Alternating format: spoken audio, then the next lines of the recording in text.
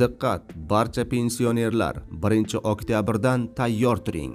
Pensiyalar 20% ga oshiriladi. Mana sizga katta xushxabar. Videoni barcha yaqinlaringizga tezda yuborib qo'ying. To'y boshlandi.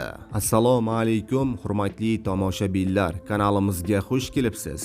Ushbu videodan to'liqroq xabardor bo'lish uchun iltimos qilgan bo'lar edik.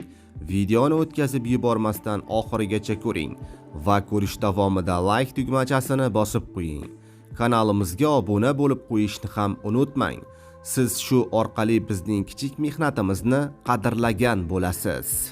Diqqat qiling, 2026-yil 1-oktyabrdan pensiyani indeksiya darajasida oshirish uchun pensiya jamg'armasi mablag'laridan 4,4 milliard so'm ajratildi. Bu haqida mamlakat prezidenti administratsiyasi xabar qildi. Ma'lum qilinishicha, Qirg'izistonda pensiyalarning sug'urta qilishi 1,2 koeffitsient bilan, ya'ni 20% ga oshirilishi rejalashtirilgan. Qo'shimcha to'lov miqdori kamida 1000 so'mdan 10.000 so'mgacha tashkil etadi. Dastlabki indeksiya koeffitsientlari 1,13 deb belgilandi. Bu ko'rsatkich 2025-yildan o'rtacha ish haqqini va iste'mol narxlarini o'sish asosida hisoblangan. Biroq ijtimoiy jamg'arma budjetining imkoniyatlarini hisobga olgan holda koeffitsient 1,2% gacha oshirilishi qaror qilingan.